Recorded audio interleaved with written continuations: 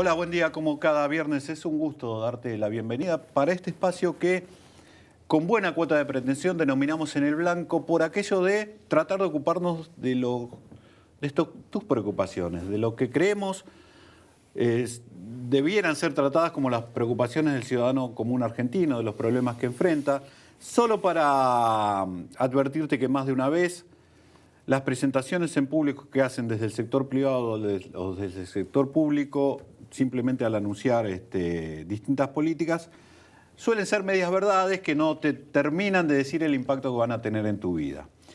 Bajo esta premisa, hoy vamos a revisarlo, vamos a meternos con un tema que creo que es angular por estos días en Argentina, claramente marca agenda, pero además creo que es un tema de alcance mundial, que es el impacto que la corrupción, la extendida corrupción tiene en la Argentina. Nosotros, en la economía, perdón. Nosotros hoy en la Argentina tenemos muestras que en realidad existieron por años. Algunas de esas, este ciclo tiene ya 7 años y más de una vez te dijimos lo que estaba pasando.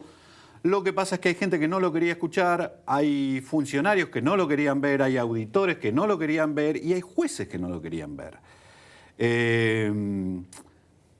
Hay una trampa acá que muchos te dicen, no, el problema es que se agrandó el Estado para tapar cosas del Estado. No, el problema es que los propios mecanismos de control del Estado, en algunos casos, los alertas funcionaron y está el caso del trabajo de la Auditoría General de la Nación, por ejemplo, sobre lo que terminó siendo la tragedia de Once, donde se advertía que había retornos, que los subsidios no eran aplicados a inversión y donde correspondía, y sin embargo tuvo que pasar lo que pasó para que algunos se dieran cuenta. Hoy vamos a tratar de ver las dos cosas. Un poco es el impacto que la corrupción tiene en la economía y cuál es el costo que en los últimos años tuvo esto para nosotros. Y en la segunda parte nos van a acompañar Torcuato Socio, que es director de la Asociación de Derechos Civiles, porque el Colegio de Abogados de la Capital Federal tuvo una buena iniciativa que es plantear, y que fue adoptada por la magistratura, que es plantear una revisión sistemática desde ese ámbito de las causas que se abrieron y que estuvieron durmiendo durante años en el Fuero Federal de la Justicia, lo que se conoce como Comodoro Pi. Algunas cosas, solo para introducirnos algunas cosas. Tenemos algún gráfico que, señor director, este gráfico te lo mostré yo hace 2 o 3 meses. Es un trabajo que hizo el economista Federico Muñoz. Mira, y te lo vuelvo a explicar. Estos son el costo que tuvo la inversión pública en obra pública en los últimos años. ¿Sí? Estás viendo desde el 94 para acá. La línea roja te marca lo que efectivamente se gastó. La línea magenta o celeste o como quieras son los precios promedios de la construcción. Aquí está el costo de la corrupción en obra pública. Pero en Argentina no solo hubo corrupción en obra pública, sino en los subsidios para el transporte público y otras cosas. Pero además, frente a esto, lo que estamos viendo es que los que ejecutaron esta política nos toman el pelo. Fíjate esto. Quiero agradecer a todo mi equipo de trabajo, a Germán Minelo, a Edgardo Bertolozzi, a mi mano derecha, en materia de obras públicas, que es José López. ¿Sabía de esta corrupción? No, para nada. Porque era su mano derecha. ¿Cómo? Era su mano derecha. Eso es un comentario que hacen ustedes, no era mi mano derecha. Él no sabía nada, él no sabía que su mano derecha, que era su mano derecha, ahora no es más su mano derecha. Siempre es lo mismo. Es un tema que va a estar por largos meses aquí tratándose y nos van a tratar de entender por qué y cuál es el costo que esto tiene para nosotros como ciudadanos. Jorge Bacher, que es socio de PricewaterhouseCoopers Argentina, auditor, ¿sí? ¿Sos contador? Soy contador público, consultor. Sí. Consultor. Y Manuel Ardoni, que es contador y es especialista en economía y finanzas, ¿sí? Así es. Esta es la tarea que tienen para la que fueron convocados hoy en esta primera parte. Bueno, explicarle a la gente si hay o no un sobrecosto por la corrupción en su vida propia, digamos, ¿sí? Este es el compromiso para hoy.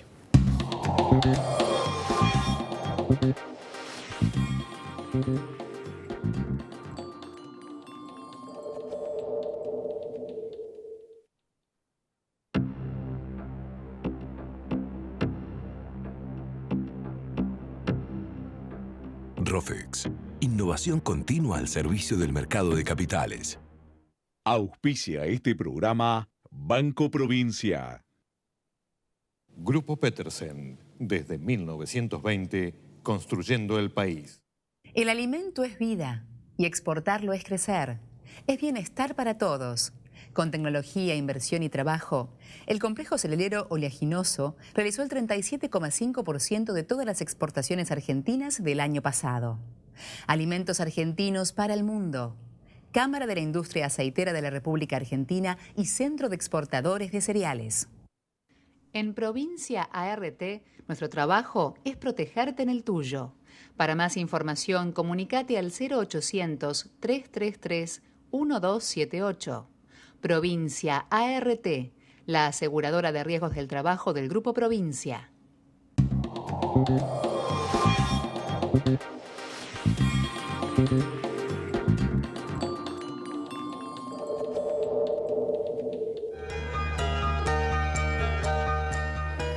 Bueno, Jorge, Manuel, bienvenidos. Muchas gracias. La primera, para disparar un poco la revisión del tema, es la básica. ¿Hay un costo de la corrupción? ¿Se puede medir? ¿Es mensurable un sobrecosto para la vida de los ciudadanos?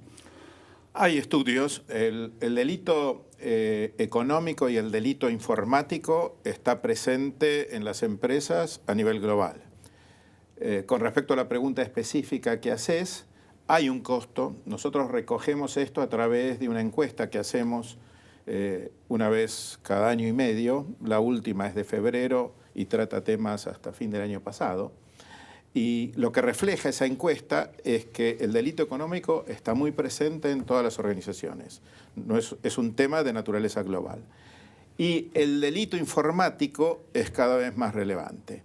Y esto es así porque el perpetrador del delito informático tiene dos características que son muy interesantes. Número uno, un talento muy desarrollado, una dedicación, es perspicaz, es conocedor, se alimenta de instrumentos modernos. Y el otro tema importante es su herramental, o sea, la tecnología da al delito económico e informático una capacidad que no existía hace algunos años. Claro. Entonces, realmente estamos en un entorno donde el delito económico, el delito informático están presentes y hoy los instrumentos para los perpetradores son mucho mayores que los que existían antes. Entonces, la gran pregunta es, ¿qué es lo que hace la gente no dedicada a ser perpetrador de delitos para defenderse de esta situación? Para prevenirlo. Efectivamente. Manuel. Sí, lo que vos preguntabas en lo que respecta a la corrupción en el ámbito estatal o en el ámbito público, estimarla es muy complicado, porque de hecho si supiésemos ese número sabríamos quién y cuánto han robado en este país. El ejercicio que mostraba que hizo Federico tiene esa buena... Digamos, si bien no hay lo hace con el indicador de construcción, que si bien no tiene un apartado de obra pública, sí tiene un apartado que es obras viales y obras de infraestructura y le permite una aproximación. Es solo una aproximación, pero es impresionante. Es solo una aproximación. Ese resultado. Entonces, ¿uno qué hace? Uno cuando analiza va buscando datos que saca de la realidad. El caso López es un dato real. Bueno, había 9 millones de dólares que a priori salían de actos de corrupción. O bueno, en el Centro Cultural Néstor Kirchner habían gastado 620 millones de pesos en equipamiento, encontraron 150 millones en equipamiento. O sea, ahí había sobreprecios por 450 millones. Por citarte algunos ejemplos que te traje, en la Ruta 3 que están arreglando de Santa Cruz a Chubut había un sobreprecio de un 33%. En Aerolíneas Argentinas en el primer cuatrimestre ahorraron en gastos que no eran necesarios 70 millones de dólares. El ex titular del PAMI se liquidó vacaciones mal liquidadas por 1.3 millones de pesos. Entonces, bueno, cuando uno empieza a sacar datos de la realidad, empieza a ver que los números asustan, ¿no? Asustan porque todo esto son cuestiones que después impactan en la vida de todos, ¿no? Lo que asusta en tu relato, digo, porque vos estás repasando distintos casos, algunos conocidos y otros no tan conocidos. Yo, por ejemplo, desconocía lo de este señor que se mal liquidó las vacaciones. Pero lo que asusta es que no es un caso aislado, digamos, sino que parece formar parte de un sistema. Eso es lo que asusta. porque estás hablando de distintas reparticiones públicas que tenían que ver con distintos jefes o distintos reguladores, y en todos aparece la misma huella, digamos, o el mismo modus operandi. Aparte de una persona que, como en el caso de López, que es el caso que hablo del caso de López porque es el caso de que todo el mundo tiene conocimiento, andar por una ruta con 9 millones de dólares en un auto y haber estado en la función pública durante 12 años solamente en el ámbito nacional, indica que solo no actúa. Y ya estaba en el provincial y ya estaba en el municipio. Y cuando uno dice, bueno, con esos 9 millones de dólares nosotros podíamos pagar 30.000 jubilaciones mínimas, o podíamos hacer 5 escuelas de ultimísima generación, o el dato que tengo es de Santa Cruz. A Santa Cruz una vivienda social le sale 388.000 pesos, que estimo que deben tener sobreprecios. Pero solo con el dinero que López tenía en su auto o en las bolsas se podían hacer 324 casas. Entonces, me parece a mí que es un tema que la gente tiene que entender, que no es solamente que un señor se robó 9 millones de dólares y que solo le iba a permitir una linda vida, sino que es dinero que nos quitó a todos la posibilidad de estar un poquito mejor, ¿no? Seguramente. Ahora, fíjate vos qué interesante, complementando lo que decís, que nosotros en nuestro estudio, en la encuesta esta de delitos económicos, tratamos de ver justamente el costo de la corrupción. En un tercio de las organizaciones que responden, dicen que el costo fue entre 0 y 50.000. Entre 0 y 50.000 dólares para un tercio de quienes responden. Otro tercio dice que fue entre 50.000 y 1 millón. Entonces, lo que es interesante que muchas veces realmente vos decís, bueno, hay una corrupción como la que estabas vos señalando, que es algo realmente enorme. Claro. Pero también vos tenés mucho desde una perspectiva global, que es delito económico por menos de 50.000 dólares. No, y además, fíjate, esa segmentación que hiciste sobre los niveles de facturación te demuestra que era, además que era vertical, digamos, tanto afectaba a pequeñas empresas o a corporaciones, a grandes corporaciones. Ahora vos fíjate que es interesante que nuestros números, cuando te digo un tercio, dice que es menos de 50.000 dólares, así es en la Argentina, el número es muy parecido en América Latina y el número es muy parecido a nivel global. Eso quiero ver. Vamos a ver la encuesta que mencionaba Jorge en el comienzo. Tenemos algunos gráficos al respecto. En por ejemplo, lo que vamos a ver es cómo empieza en la Argentina, la barra, esta es la barra de 2016, cómo el tema del soborno salta en la Argentina en los últimos años, ¿sí? Una cosa son los delitos informáticos, están más o menos presentes, pero también saltan en el último año, pero todo en la Argentina en los últimos años saltan cada vez más. Y es cuando el sistema, claramente en la Argentina, trató de tapar algunos desequilibrios económicos con más subsidios, con más cosas, con más anabólicos, digamos, para seguir y poder seguir con el modelo como ya en algún momento hicimos con el tema de la convertibilidad. Vamos a ver otro gráfico. Perdón, querías apuntar algo. Tengo un comentario en el anterior, si sos tan amable. Sí, volvamos atrás, por favor. Lo que es interesante en esta última encuesta, que lo que se revela, que el delito informático está siendo muy importante. El delito informático realmente subió exponencialmente. También el soborno y la corrupción, lavado de dinero, y el robo de la información privilegiada, porque en el delito informático lo importante es el robo de conocimiento. Ahora, en la próxima lo que vamos a ver es un ranking como de los países donde hay denuncias de corrupción o las empresas denuncian corrupción. Claramente hay países que están peor que la Argentina, lo cual no quiere decir, con lo cual lo que queremos decir es que esto es claramente un fenómeno mundial, pero Argentina aparece, fíjense, de América Latina aparecen México y Argentina. No se menciona Brasil, donde hoy está bajo sospecha bastante buena parte de sus negocios, e inclusive el empresario más emblemático de Brasil está preso por corrupción, que es Marcelo Odebrecht. Lo que yo quería preguntarte, Jorge, es ¿cómo hace una empresa en este entorno para tratar de evitar el cohecho? Esta es la pregunta más importante, porque realmente la corrupción existe, el delito económico existe, el delito informático existe. Las organizaciones lo que hacen es tratar de prevenir. Para prevenir, las organizaciones hacen 5 cosas. El primer punto es un buen gobierno corporativo. Yo te digo los qué, aparte están los cómo. Entonces tiene que haber un programa de gobierno corporativo. Tiene que haber un esquema de procesos, de controles, de análisis para, de alguna manera, que esta organización de gobierno corporativo pueda ir para adelante. El tercer punto importante que se da globalmente, y esto es relevante, las empresas comienzan a hacer la evaluación de los terceros con que operan.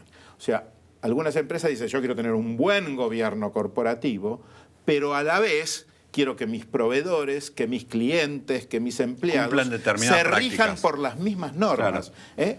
Entonces, un análisis profundo que hacen las empresas, a veces yo lo llamo como el blindaje del ecosistema. Yo quiero moverme en un ecosistema donde haya un buen esquema de gobierno corporativo. Los últimos dos pasos es una buena comunicación, porque muchas veces una empresa tiene mecanismos, pero la gente que trabaja en la empresa no los conoce. Entonces tiene que haber una buena comunicación. Y hay un punto que es monitoreo. Permanentemente tenés que estar revisando esto. Pero te diría que en los países más desarrollados en todo esto, lo que se está dando es lo que en la fraseología inglesa se llama third party due diligence, y que consiste, como dije, en blindar el ecosistema de la empresa. Para vos trabajar conmigo te tenés que regir por las mismas normas que me rijo yo. Si no, no podés estar en el ecosistema. Entonces hay todo un proceso para evaluar a cada tercero, para evaluar a cada entidad, e inclusive cómo evaluar de los que tenés, con quién te podés quedar y a quién le tenés que decir, mira, no voy a poder trabajar más con vos, porque yo adopté estas normativas y vos no calificás. Para esto hay softwares, o sea, realmente es algo que está muy desarrollado. De cualquier manera, siempre me imagino que el inicio del cohecho, por ejemplo, en la interacción sector público-sector privado, es siempre una charla confidencial o en un ámbito donde no hay nada escrito, que es difícil de rastrear.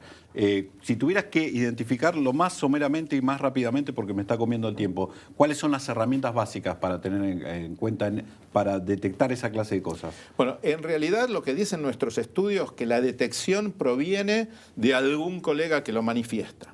¿Sí?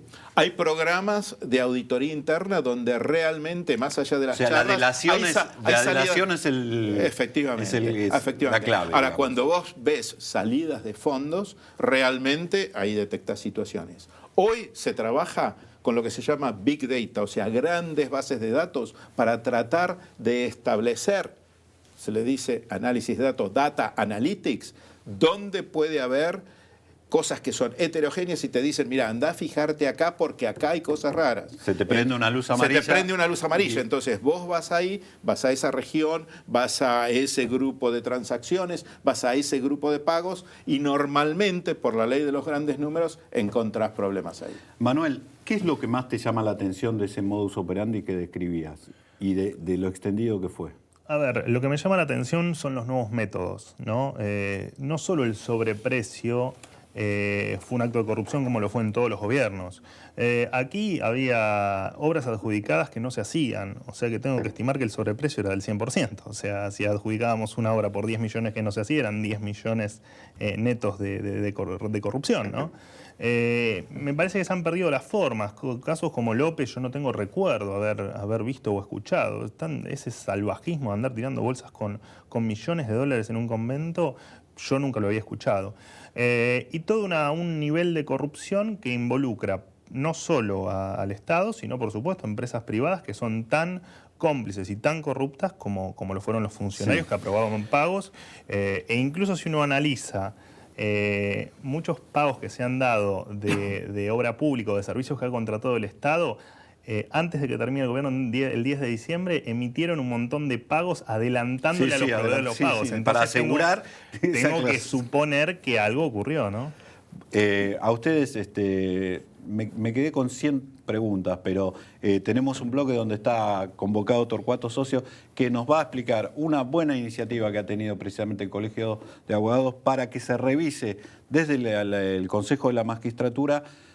Yo creo que la convivencia que hubo desde el sector judicial en la Argentina, que siempre existió, pero que esta vez fue mucho más grave. Esto es en el próximo bloque. Gracias, Socio.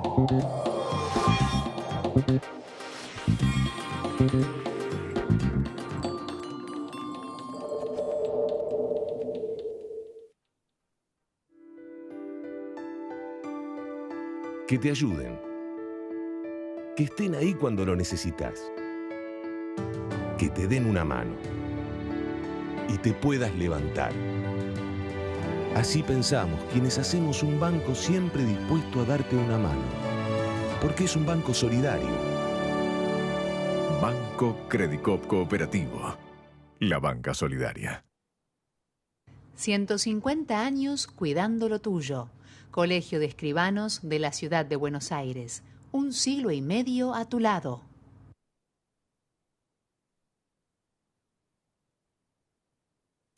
¿Sabías que podés tener el Banco Ciudad en tu celular?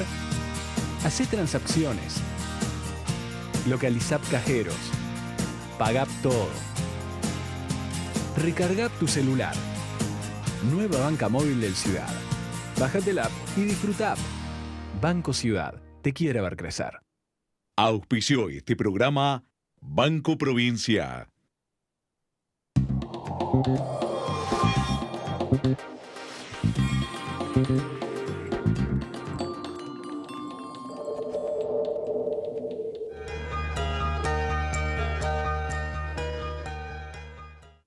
Bueno, como te anticipé, Torcuato, socio con nosotros, director de la Asociación por los Derechos Civiles, abogado egresado de la Universidad de Buenos Aires, presidente del Consejo de Dirección de la Universidad Torcuato Di Tella.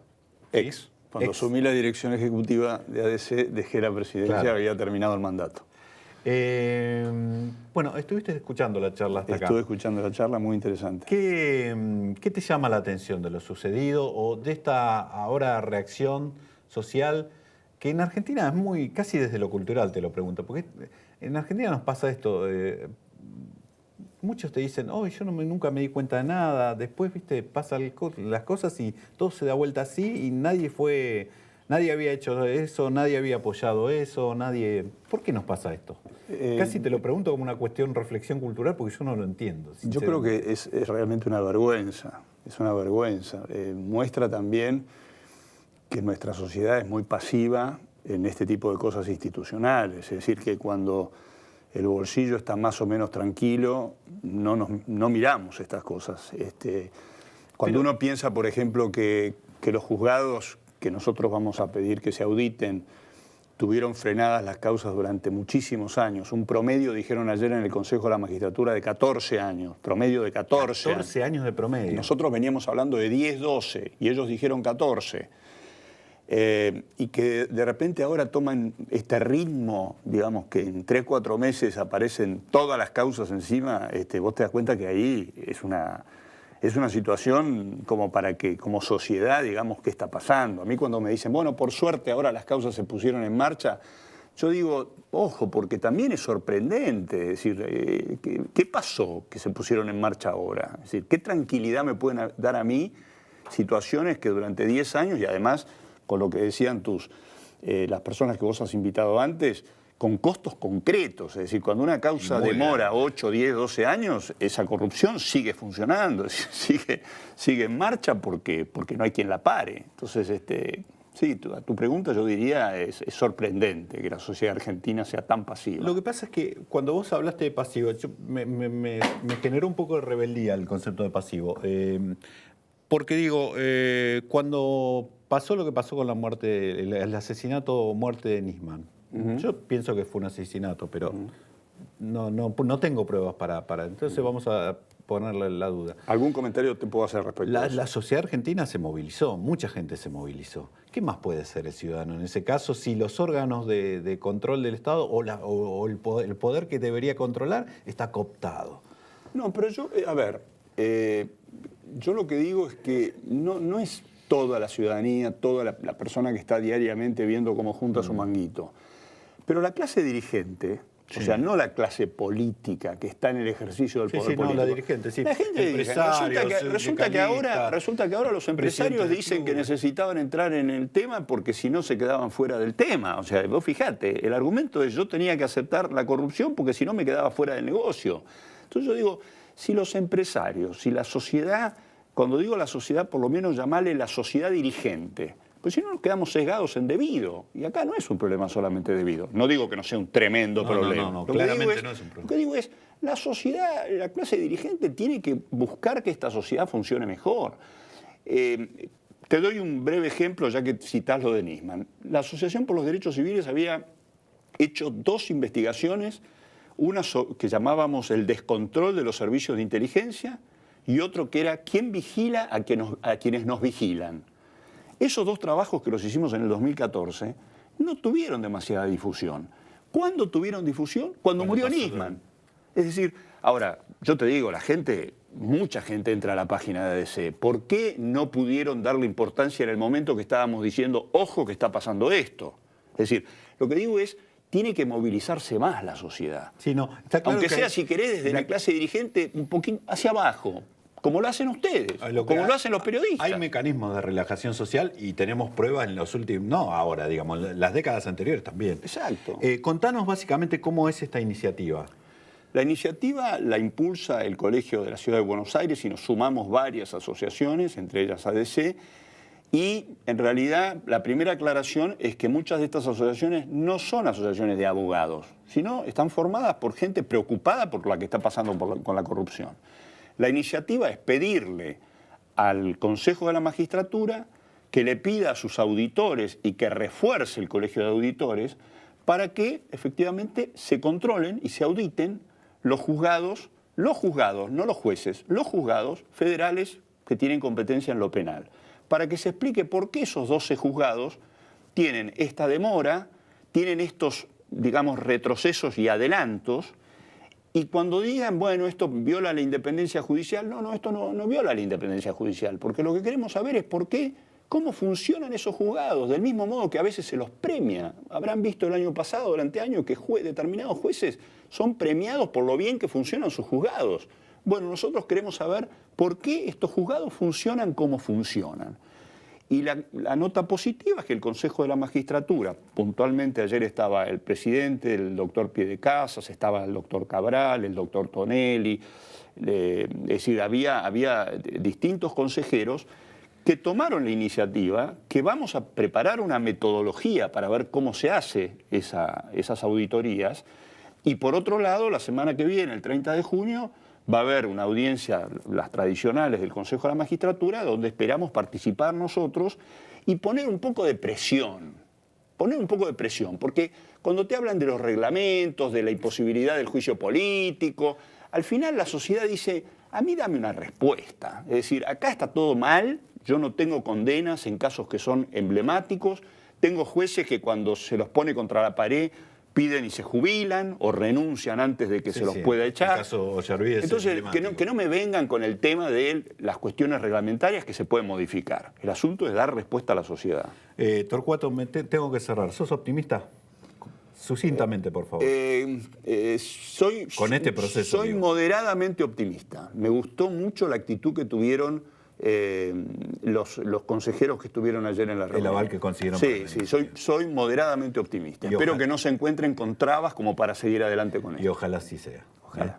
Ha sido un gusto. Igualmente. Para ustedes tenemos una cita la próxima semana para ocuparnos de tus problemas, que ya sabes, son también los nuestros. Hasta la semana que viene.